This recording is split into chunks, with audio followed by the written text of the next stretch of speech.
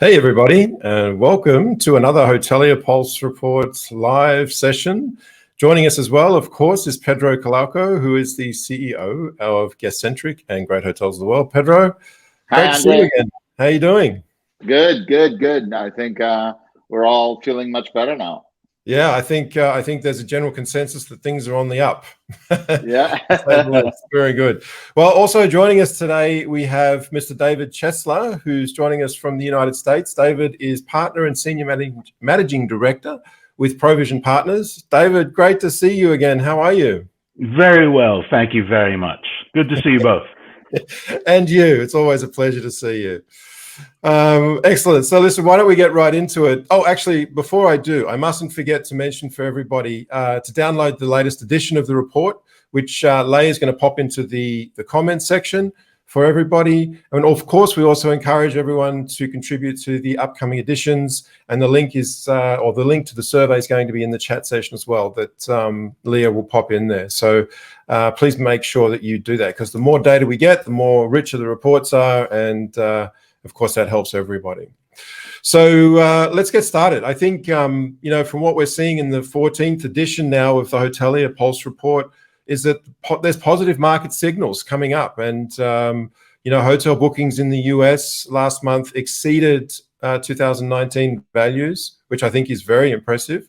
And also adding to that, last month's survey results showed that hotel occupancy and ADR expectations of increasing ahead of obviously our summer demand here and of course in the US.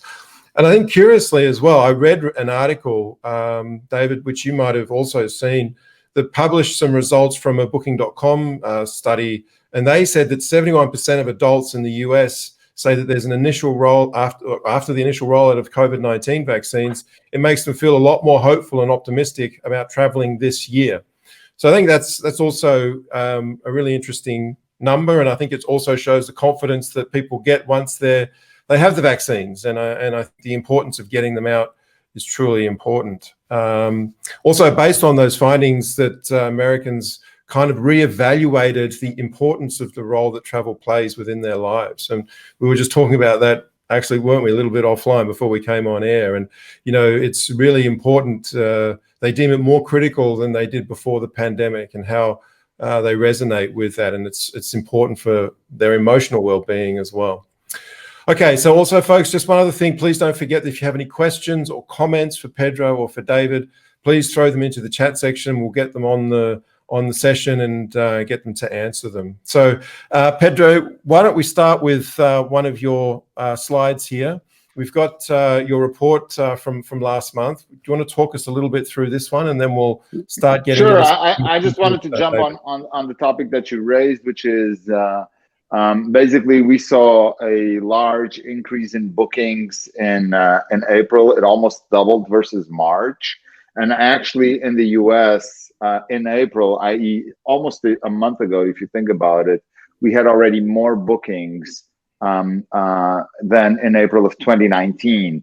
So truly, it's almost like COVID is over, and we're back on track to certainly very dominated by leisure travel. GDS hasn't recovered yet, but we are seeing very significant increases in bookings all around the place. Now, I can also say, and obviously anticipating data for May, given that we're at the tail end of May, that in May we actually almost doubled bookings again worldwide, and that means that actually Europe is also very fast approaching 2019 levels, and there seems to be just a very obvious correlation between vaccination, easing of travel restrictions, and travel, right?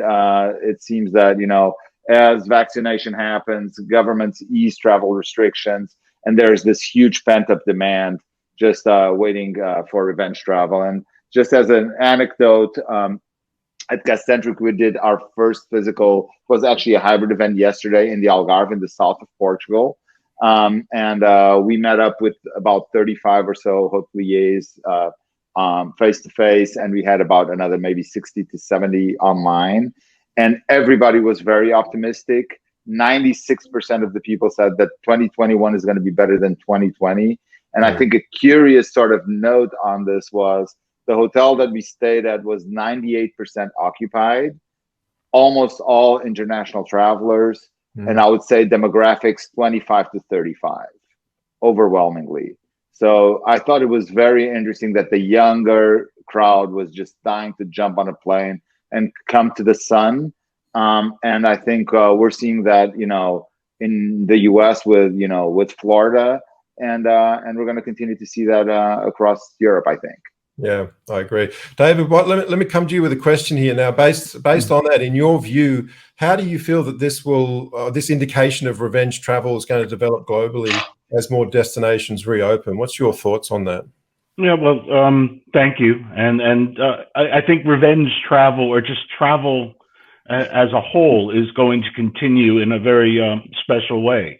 It's going to be controlled by governments and limitations and vaccination, or more than vaccination, just the consumer confidence, both on the side of health and then also wealth, right? Having the wherewithal to be able to travel, fewer seats, price elasticity is going to be questioned. So there's a lot of things that are coming up, but we're seeing really hopeful signs. We've made jokes here that the virus is cured here in the Americas in certain markets during certain day parts, right, and week parts. You're seeing Orlando, Las Vegas, again, anecdotally running very high occupancies.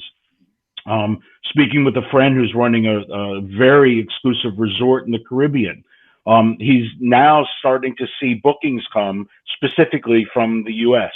So again, that consumer confidence, that flights are being opened up and available, and some of the restrictions that existed before, barriers, if you will, those frictions are being removed.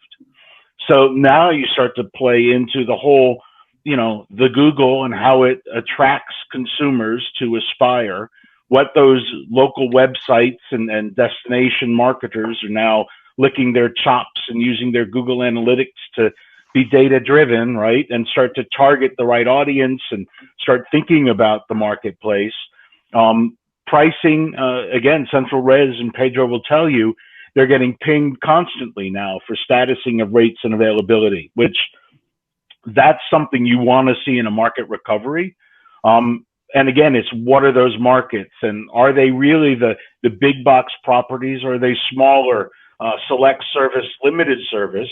Because opening the big boxes, getting staffing is a challenge, and then maintaining at those staffing levels, right? Where again, the discussion is there are enough ways to get employees. It's that supply and demand conundrum. You need employees, you pay more, you'll get them. And I think that's what we're kind of seeing happen right now. A recovery, an increase in demand. Some of the properties, big box, aren't open. So those properties that are open are going to get higher demand, have better control of their rates. And with that, you're going to see some really recover well, and others that will continue to struggle, deciding what they are going to do in this revenge travel economy, right? Yeah. Pedro, do you want to talk to this slide before I get to the next question? Or yeah, sure, absolutely. I wanted to sort of make a note here that obviously, at least in Europe, we still see that a significant amount of hotels were shut down in May. So a lot more inventory is going to come online in June. So the people that were open in May and took advantage of this sort of, one of the guys yesterday said the tsunami of reservations, because there was little inventory. Obviously, occupancies were higher. Let's see what's happened if this tsunami can really fill up all the inventory that's going to come online in June, right? I think that's one of the questions that we have going on for June is, how much inventory is going to come online, and how fast are we going to be able to fill it up? I think the other thing that that I wanted to show you is this this expectation of how is 2021 going to turn out, right? And I think that there's just optimism is setting into the industry, right? More people are now, looking at their on the books and saying, actually, from where I stand, 2021 is looking robust. Now, obviously, always with a caveat, it's on the books. We don't know if things are going to go back because there's some strange variant that's going to force us to lock down again. But I think overall there's a lot of optimism. I think the signals that we're seeing from the US are also encouraging the Europeans to say, you know what, this seems to be holding up. Even with all the new variants, there aren't, even if there are cases, there aren't as many people in hospitals, there aren't as many people dying. So actually, it seems that we have this under control. So let's hope that holds, right? That fact. If I can add to that, though, we need to temper this enthusiasm because you do have more of a leisure traveler coming right now. The corporates have not returned with robustness. The large meetings or groups haven't returned. I'm going to my first event, in-person event, in the month of June, right? Just in the beginning. But it really is, you don't have this full recovery yet, right? Yeah. So even with the robust reservations, it's, have you pivoted to more leisure orientation? Do you have some longer stay opportunities, and how are you starting to really address that market, especially if you're in a, Pedro, a leisure market, right, where you can start to target a little bit more efficiently. Absolutely, 100% with you on that. Okay, great. I've also noticed for the first time in the Hotelier Pulse series, Pedro, the industry's expectations are that ADR may moderately increase in the next 12 months, which is also good. So, David, I'd like to ask you now, do you expect this trend to hold and evolve up until perhaps 2022? And what pricing strategies do you think hoteliers should take now to capitalize on the demand in this upturn that's coming? If there's demand, again, I'm not touching my rates if there's not a lot of demand. I'm going to try and stay as solid as possible to my previous strategies. I'm going to look at my comp set if it still exists, and I'm going to start to look at that and determine, where do I need to position? Do I need to just hold my own and stay in the middle? Do I become a market leader in a certain market and I could position a little higher? Those are the strategies I'm going to look at. I'm going to be data driven. Even if that means I'm not using an OTA Insight or a Reiki or similar, I'm going to Trivago and I'm doing a search and rates of comp.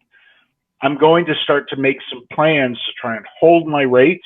If I have a full complement of staff that I can run a full occupancy, then I'm going to try and do that. But those are the levers that I'm starting to play with, is, do I have full complement of staff that I could fully open? And in my marketplace, where am I positioned competitively so that I could either keep my rate steady or I could start to increase it slightly so that I can be much more prepared for any demand, because I want to convert. I definitely need to convert any demand that comes to my website. Yeah, excellent. We have a question from Olivier Dumbe, who is the Chief Operating Officer at Portier Technologies. And his question is, what's the picture looking like for Asia? I don't know if you have any specific data around Asia, Pedro. We really don't. We don't operate in Asia, so I only have really European and right. But I think and US data. I think it's fair to say, though, Asia's actually recovered well as well. I think they're definitely on a good side of recovery, and I think in many cases, many countries had recoveries earlier than we did here in Europe and also in the US. So, Olivier, thanks for your question, but I think Asia's actually also quite strong in terms of their recovery for sure. And market growth, number of properties. I'm going to say market growth in Asia Pacific, Southeast Asia is going well. The number of properties that have been foreclosed is much more reduced than expected, so that you do have a lot of land grabbing going on. I mean, Olivier is brilliant. I loved working with him before. And I think watching the market with entrepreneurs like himself and others, they have a good sense of what's happening and really have their finger on the pulse. It's the asset owners, and where do they feel they are in capitalization to be able to invest in product and asset to improve its feature function to deliver on the experience for the guest. That's where the question mark is. Do you have the people ready to go? Yeah, that's a good point. And I know it's a topic that's discussed a lot actually at the moment as well around the traps. We also have another question from Alan Young. Alan, lovely to see you joining us again. Thanks for tuning in. He says that American Airline forecasts business demand could exceed pre-COVID levels starting next year. Do you feel that this statement is accurate? So, David, what do you think? No, there's a high propensity for those of us that are remote wanting to get together and have that business travel, whether it's, remote to our corporate and we need to have an internal meeting, or we want to get in front of certain customers and partners, i.e., I need to sit in front of a Pedro or you, Andre, or even Alan. And, the question is the boundaries. Will Canada let us in to meet? And again, I think a lot of concern is going to be, there is the financial wherewithal to do it, but I'm going to think twice before I do it to make sure there's a real reason for the meeting. And I might then, like we used to do in 08 or in 98, 97, there was that transformation into, I clustered my meetings and I go into a city for a period of time and I try and get as many as possible. So back to those levels, I'm looking forward and I'm projecting that there will be some modest recovery, that there will be increased leisure travel, that leisure and business combination, that families will be reuniting with this consumer confidence again. We see that the rental car industry is struggling to logistically move its assets around enough to cater to the demand. I was talking with a friend of mine starting a company about, what about getting RVs for Burning Man is now the discussion, right? And being able to create these virtual clusters of properties. There's so much thinking about what's next and what's new.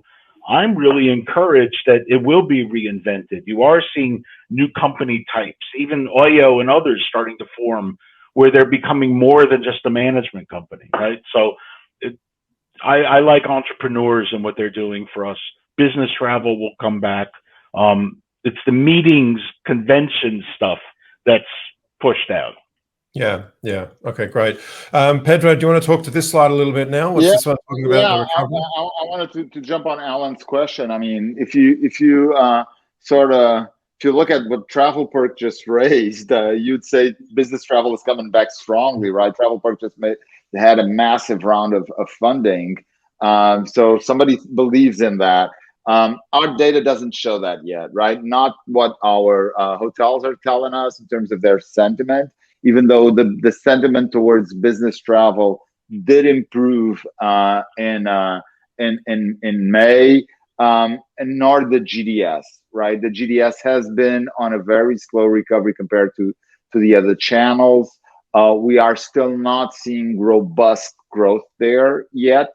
And I would wait for those signals before I would I would answer Alan's question saying, yes, I believe 2022 is going to be a good business travel year. I don't know that yet.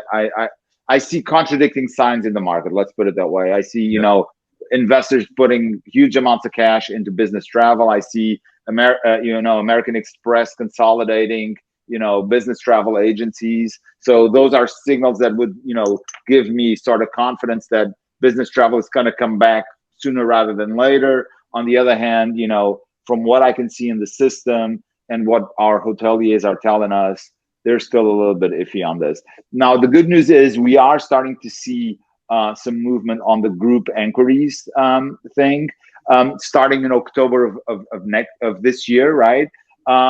We are seeing, but there's been a significant decrease in group sizes. So groups are smaller, stays are shorter. But I think, if confidence builds, we'll go back to maybe not the day trip to London and do 4 meetings and come back, because people are more used to Zoom and Google Meet and Teams and all the other platforms. But certainly, I think there's going to be more people traveling. Yeah, I agree. We also have another question here before we come back to the rest of it, but I'd like to get this one as well from Marcus Muller. Marcus, great to have you joining us. Marcus is from Galvendi, and he's asking, do you guys foresee also that after a potential travel wave that there is a wave of guest complaints, bad reviews resulting from staff shortages and operational challenges? Interesting question. What do you think, David? Yeah, again, I think you also have a much broader vocal community now that have access to devices and social sites where they can complain to their heart's content and do it with hashtags and similar, right? They could take videos, and I think TikTok, I remember early days is this going to be a benefit? And now I see a lot of companies scrambling to prevent some of the damage that some TikToks are doing to their brand.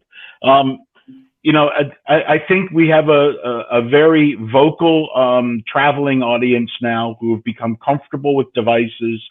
There are companies that are creating voice-to-talk AI chatbots and similar that make it very efficient to respond and guide guests in that type of engagement, and removing some of that pressure on your human resources is going to be a critical path to the recovery, right?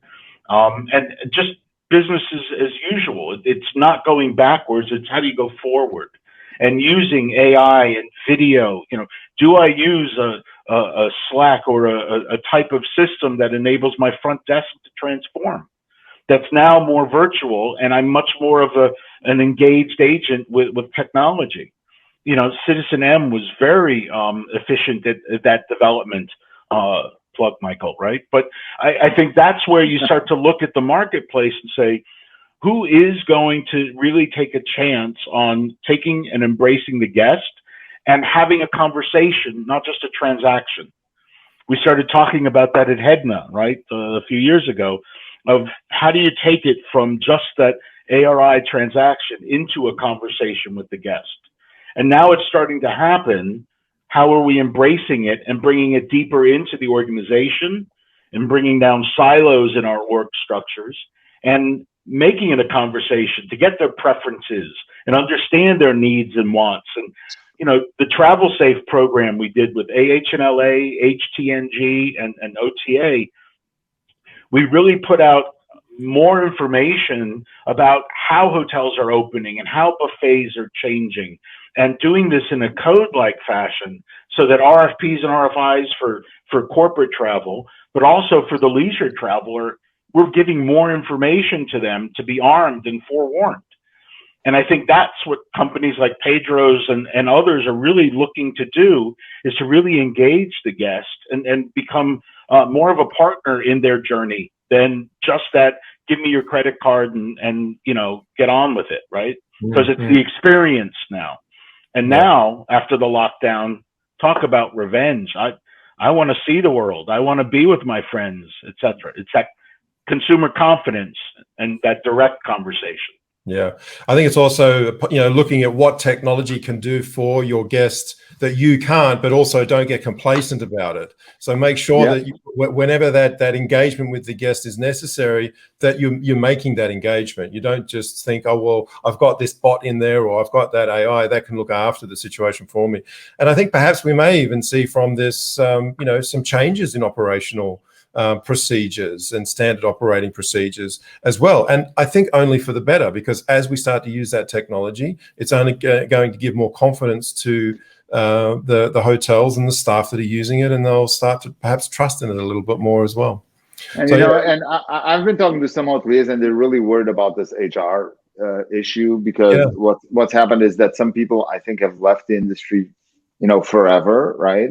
Other people are rusty after sitting at home for a year. So I think Marcus's question is spot on, which is are people going to be more tolerant because it's revenge travel and people are going to be more tolerant, or are actually they're going to be very demanding because prices have not gone down?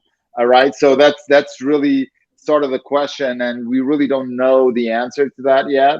But I think that the only way to do this is hoteliers need to be more agile in the future, and they can only be agile with tech, right? If tech recognizes their loyal customers, if tech pushes the right thing to the right person, then maybe you don't need as skilled staff or as trained staff. And I put up a slide here, which is something that worries me a little bit, which is we're talking about this, but actually, we have this question about what's your priority for overcoming the COVID-19 crisis. An upskill workforce is almost always the last point on the chart for. And I think this is going to be critical for people that want to be successful going forward, right? Because if people continue to be very demanding and not more tolerant, their reviews are going to suffer through this revenge travel, and they're going to lose business in the future, right? So we really need to ensure that we give people good experiences and that the price is appropriate to the experience that people are getting. So I think this is a little bit of a word of caution here, is everybody's excited for getting the reservations in, but now we need to deliver them with good quality, or, the next reservations are not going to come because, reviews are instant, right? Yes. Well, and training. I mean, I understand they put it low, and this is that battle, this tug of war, where training is so important to get your staff comfortable in operating in this environment. I was reading the other day, a Southwest, an airline employee lost 2 teeth because they were in the middle of a fracas on an airline, because you have unruly customers still debating the mask, right? And I think, again, how do you train your staff to deal with this? How do you provide the markings and the guidance to your guests of how to engage within your domicile asset?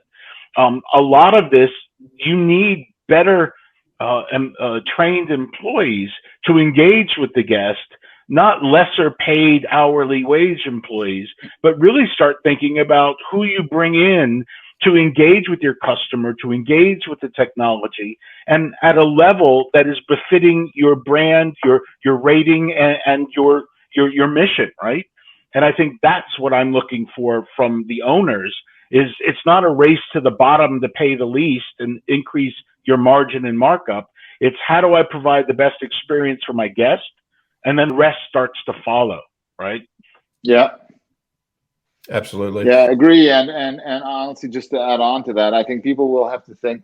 I think everybody's busy reopening their hotels, so they're not thinking strategically right now. But honestly, I think people need to start thinking strategically. What's going to happen in, say, August, September? How are they going to be positioned for, when COVID is over? Are they going to be in the right spot? Do they have the right skills in the workforce? Are they paying people appropriately so that they don't leave for an extra, $100 at the hotel next door? And I think people need to start thinking strategically right now, or they're going to be overcome by people that are actually thinking strategically right now. So I really think this is the time. Yes, sir. Yep.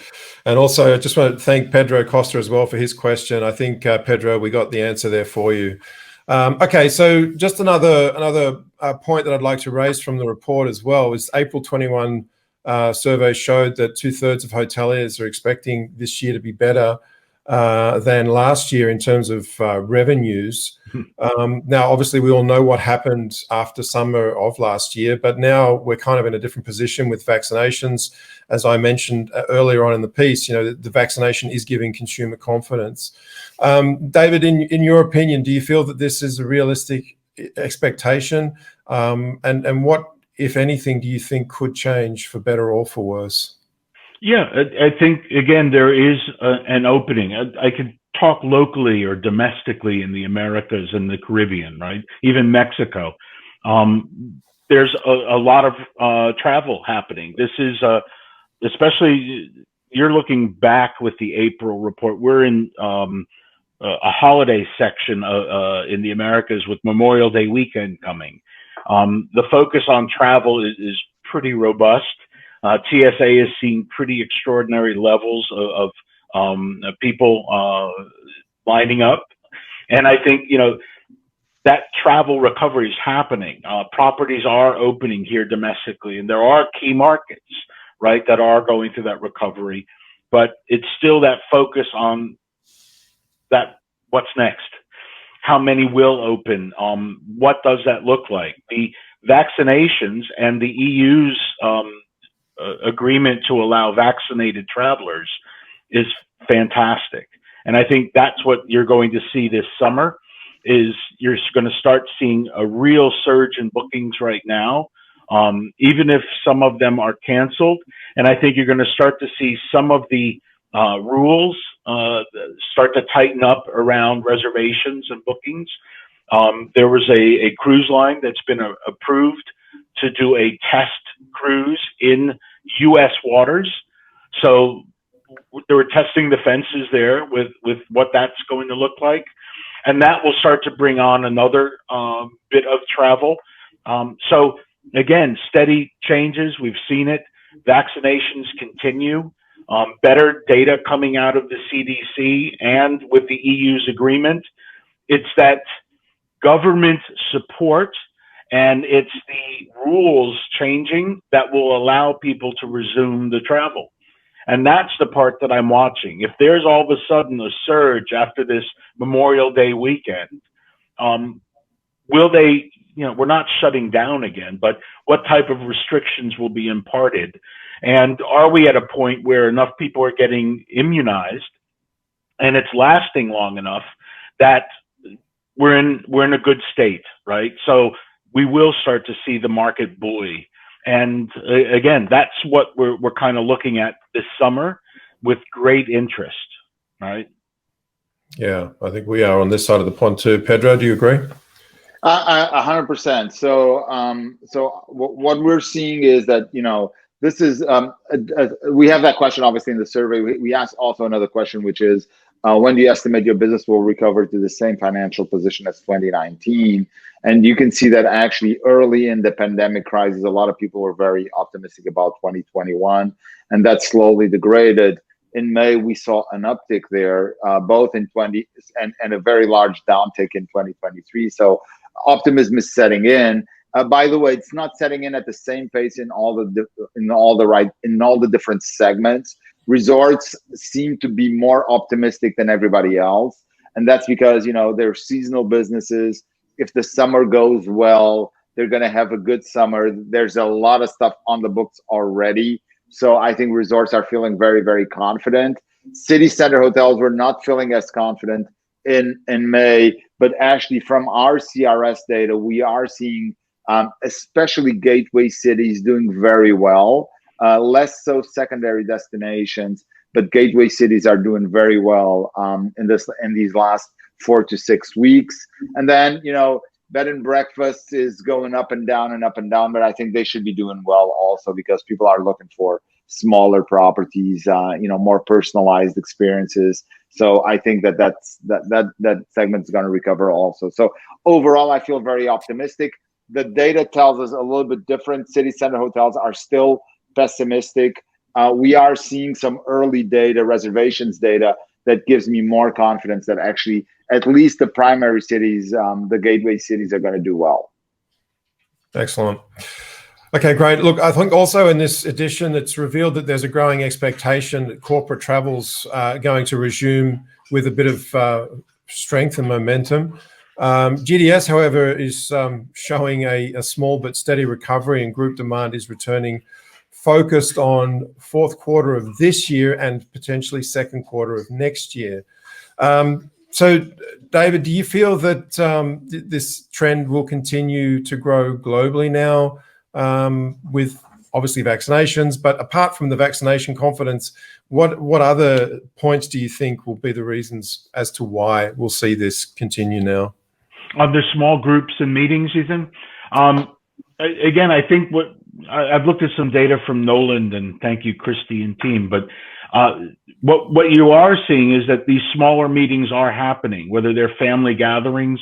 Weddings right now are some of the fastest growing groups and small meetings that are happening.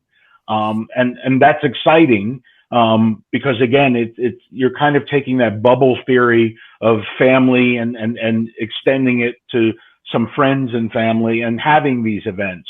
I think, again, companies are going to start to think that way. And these smaller meetings and hotels using their space intelligently, which we sit and we talk about. We even have a work group within HTNG that's talking about how to do this, both for the employee and for the attendees, right? Because there's a double impact. And the really savvy owners are thinking about their employees too, because of the duty of care. And that will help the meetings and the small meetings and growing meetings happen, because there is that, it takes a village need to make it all come off. That the attestations that are done at the front desk or entering a facility are important. That you are doing either some form of temperature check or healthful measures before you let people in. Even with the mass changes of vaccination, I think we're getting to a real interesting point. Germany is testing the self-sovereign identity and the ability to start tracking vaccinations and passport, right? So I think there's a new emergence coming of how we're going to be able to travel and get to this vaccinated meetings and larger groups. But in the short term, I think we're going to do very well with these smaller planned gatherings, both corporate and personal. And the hotels are going to show the way in how to do that safely, maybe limiting the capacity in their large ballrooms and improving the filtration, which they're already doing. And that's what's going to help everyone recover. And I think it's just going about it in a planned fashion so the hoteliers, the owners, and the operators know what they need to do to execute. And it's not left to conjecture and mystery, right? Yeah, yeah. Pedro, you've got a slide here as well. Yeah, so maybe let me just add a couple of questions, then a couple of points to what David said, and then I'll add on to the slide, which is if you think about a business travel or meetings or I agree with David. We are seeing a significant amount of weddings happening, and that's just natural business that hotels are going to get.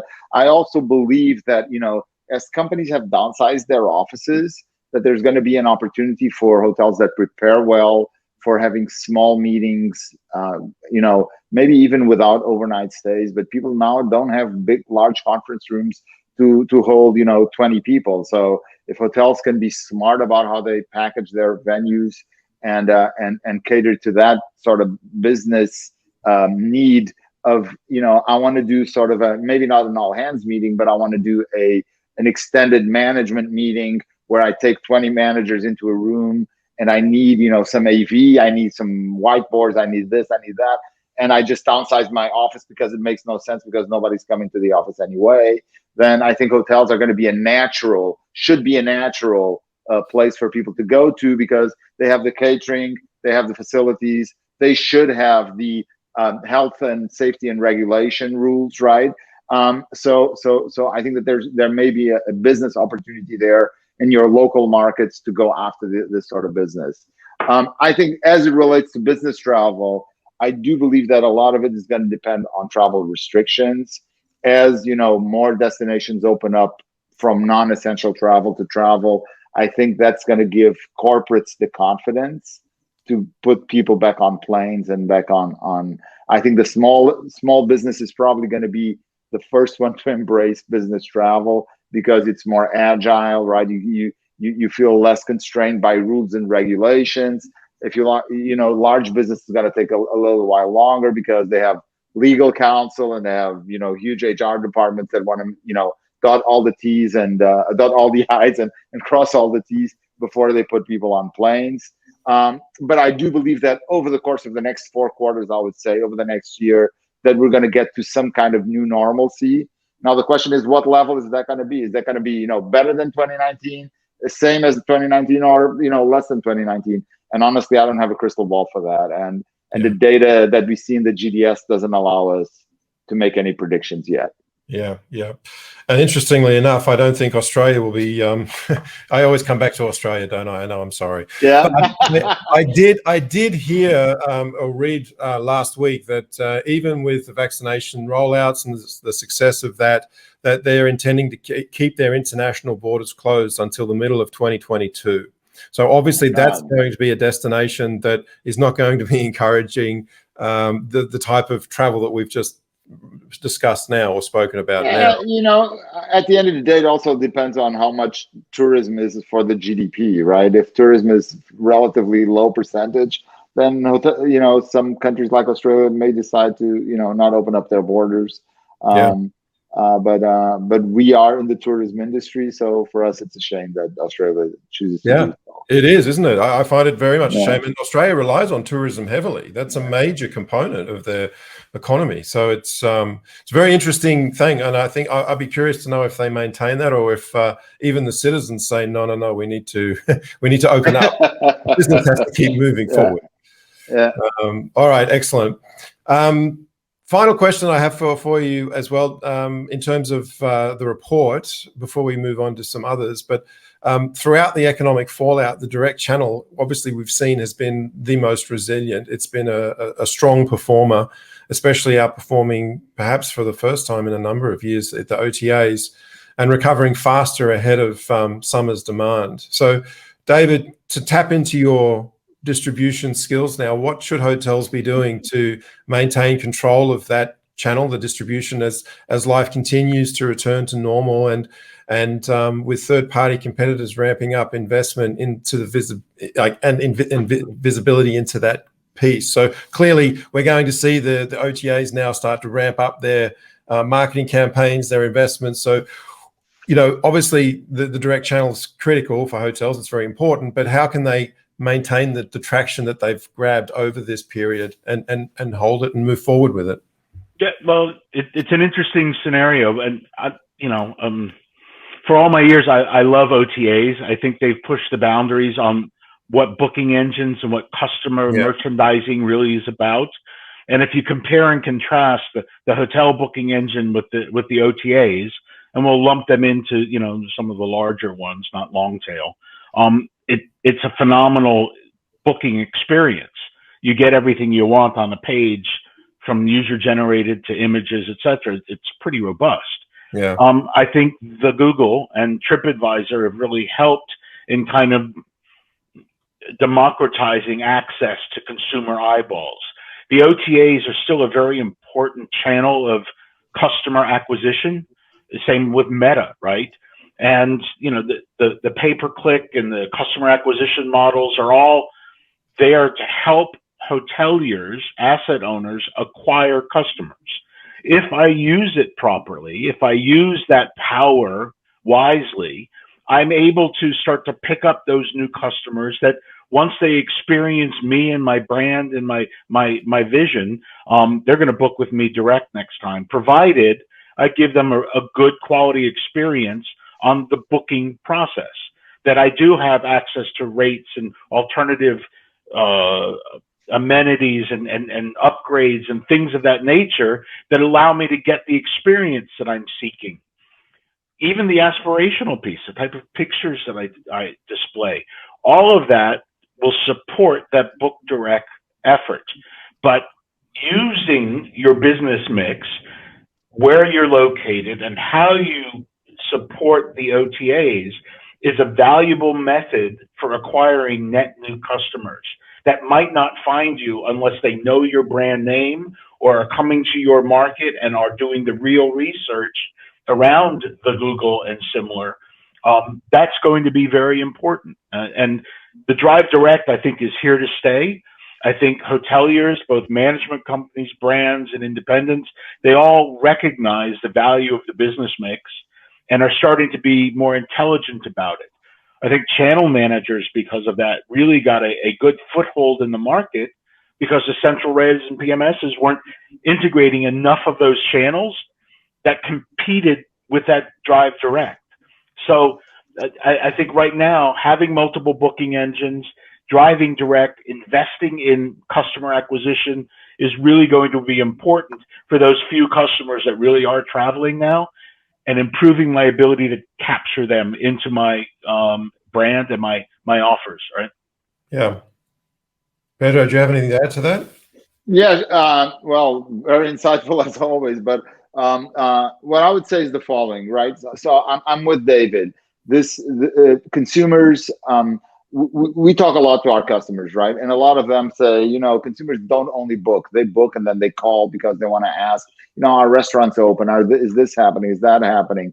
Right? So this needing. So I think there were two experiences. One was when the pandemic exploded, the whole issue with non-refundable rates. Do I get a voucher? Do I get this? Do I get that? I think the experience through the OTAs was far from perfect. And I think people that booked direct had a much better experience because they were negotiating direct with the hotel. And therefore, there was a cluster of people there that, maybe were more, gained some loyalty to the book direct channel. I think the second wave here is one of, I need information on the destination. I need to know stuff, and I can only get that truly from the hotel. So that's going to drive even more loyalty to the book direct channel. And so that's on the consumer side. So I think consumers are, more willing to book direct. On the other hand, hoteliers are seeing that, actually they did all the heavy lifting, right? In terms of the cancellations and in terms of, making sure that these guests are coming through and that they feel confident that they can stay at their hotel. So they're saying, I'm doing all the heavy lifting. I should get more direct, right? I should pay less, right? And commissions have not gone down on the OTA. So I think they're also more aware that direct is important and that they can drive direct. Now, there's sort of even a third element to this, which is a little bit tangential, but is relevant in certain destinations that are heavily tour operated, right? With people like Jet2 and, all the guys that, in Europe mostly. Those destinations, the tour operators have not come up yet. And actually, this first wave of travel is direct and OTAs. So again, that reinforces confidence in hotels that they can actually do good business and fill up their hotels without relying so heavily on the tour operators. So I think if you put all these three together, I think that there's going to be a newfound focus. I think they're going to be focusing the next couple of months in reopening, making sure that guests are satisfied, reviews don't suffer, and so on. But afterwards, they're going to be thinking, how can I keep this going, right? How can I keep my direct channel as strong as it has been over the last year? Yeah. And that's where people like us come in, and so many other people that can help hotels, drive direct. As obviously hotels start to reopen now, traveler confidence, I think, also plays a role in how they respond. So we're hearing a lot in the market about how hotels should be offering flexible pricing policies across their channels, considering offering refunds on cancellations, flexibility on reservations and date changes. Other than those things, David, where do you feel that hotels can really kind of reassure travelers that just to give them that confidence again in traveling, because it is still a little bit unknown. If you make a reservation, you commit to it financially. It's a bit of a risk for some. Yes, well, and again, I think the brands have done a wonderful job improving the safety and cleanliness. Some called it cleanliness theater, and it's not. I think the brands have done a wonderful job in addressing it. AHLA here, American Hotel and Lodging Association, has really rallied a lot of the owners to really focus on that cleanliness theater and making sure the guest feels safe. AHLA, HTNG, like I said, did the Travel Safe webinars because of work groups and Marriott and Wyndham and Choice and Pegasus and others coming behind with this Travel Safe program and doing the OTA 2.0 focus to get more data out and make people feel comfortable. More inclusion on their website, like Pedro is doing, to have the hotels really share what they're doing and how they're addressing COVID-19 concerns. These are all the things that we need to do to keep communicating. I don't think it's going to change for a while because, again, there's even country to country, anecdotally, hearing friends going from the US through Frankfurt to Dubai. There are differing tests and differing requirements, even though this person may be vaccinated. Now, this is all conversation, and until you start getting real data points out there, until the airlines start embracing and sharing how effective and efficient they're being at these cleanliness protocols, that not as many people are getting sick traveling the way they were before, or if ever. I think that's the data points that we need to start getting out there to, again, give the consumer confidence. They just need to be spoken to as adults. They may not always act like adults, hence the steward that got 2 teeth knocked out. But I think we've got to rise above it and We've got to act more like adults and get the data and make good decisions because the market's opening and we need to do that together. Very important. Yeah. Excellent. Pedro, any other comments? My only comment is what I would say is we've got to keep the flexibility in cancellation policies, but I think we're going to start seeing that tightening up. I start seeing, some of our customers getting a little bit worried that on the books is just on the books, and that people may have booked multiple hotels and they're going to maybe see a flurry of cancellations because they maybe booked a hotel in destination A and the hotel in destination B and a hotel in destination C just to make sure that they could lock in some reasonable pricing for the summer. So I think we're going to start seeing cancellation policies tightening up if people want to have the best rate. I think there's that optimism and that confidence that people will start booking, tighter cancellation policies. I'm not sure, honestly. As a consumer, I wouldn't book anything that's not, doesn't have like a 24 or 48 hour. I would say 48 hours is fair enough, right? You don't need a 24-hour window. But honestly, if a hotel gets a lot of cancellations within 48 hours, how are they going to get rid of the inventory? So I think we are still not out of the woods in that respect. And even if they claim to have non-refundable rates and so on and so forth, I'm not sure that that's enforceable. Force majeure comes in. There's all these other things. People are just more educated around these things. So I'm not sure that I would, come up with very, very tough cancellation policies. Maybe something like 7 days in advance or something reasonable. But I think we're not out of the woods on cancellations yet, to be very honest. Yeah. Okay, good. We have a question as well from Ricardo. Oh boy, Condiciera Fernandez. Ricardo, great to have you joining us. Thanks for your question. He's asking, do you think that for the next years we'll see an increase on direct reservations coming from travel agents, and will guests start to value again their personal and direct input and opinion on which hotel to choose? David, what do you think? Yeah, I think let's define travel agent. Influencers have become somewhat travel agents. There are brands, whether they're publishers or similar, that are becoming agents, maybe not just travel agents, but recommending what to buy and what you should like as a consumer. I think that influence marketing and adding more data into that buying decision is going to continue. Personalization has been everyone's buzzword for a while. I think that's really going to start to come to fruition. The more you have companies building CRM and, central data lakes where they're able to really understand who their consumer is. Those are going to become really important as e-commerce and distribution and marketing all start to converge. The CIO becomes the CMO, becomes the e-commerce man. It's all blending. And I think, as Pedro's saying, the rules are getting complicated. And I might need technology to help manage that for me. Because if my occupancy gets to if then decision trees, you're going to need some more real-time decision-making, pricing engines and AI especially to start adding into the mix and helping with that personalization. So it's an exciting future. I love seeing the hotels starting to come back. I love seeing entrepreneurs thinking creatively. The questions we got, everyone's really thinking about an open market, and that's what we need to be doing. So I love it, and I'm excited about the future. Yeah, I fully agree.